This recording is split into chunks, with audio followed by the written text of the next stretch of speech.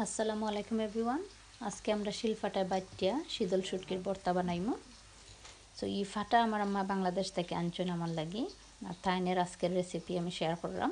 তাইনি আজকে এই ভর্তাটা বানাইবা।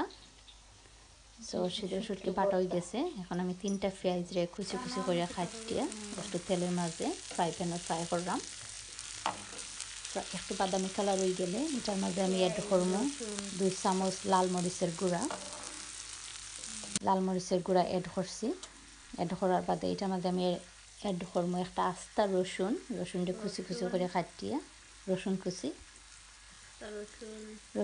অ্যাড করার পরে এটার মাঝে আমি অ্যাড করবো আস্তা লাল মরিচের আদা ভাঙ্গা পাউডার, এটা চিলি ফ্লেক, আমরা কই চিলি ফ্লেক অ্যাড করছি। তার বাদে আমি সবটুকু মশলা একলগে মিক্স করে আমি এটারে ফ্রাই করবো 5 মিনিটসের মতো। এটা ফ্রাই স্লো আগুনে ফ্রাই করবা। স্লো আগুনে ফ্রাই করলে এটা ফুরে না। সো মোটামুটি ফ্রাই হয়ে গেছে কি, এটা ব্রাউন কালার হয়েছে। তো এখন আমি অ্যাড করলাম সল্ট, পরিমাণ মতো সল্ট অ্যাড করলাম। লবণ যে যতটুকু হয় ততটুকু অ্যাড করবা।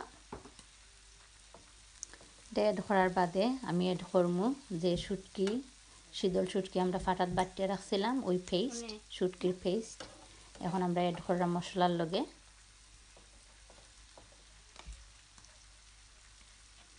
পেস্ট অ্যাড করছি, এটার বালা করে মিক্স করবো মশলার লগে, একটু নাড়াচাড়া দিয়া।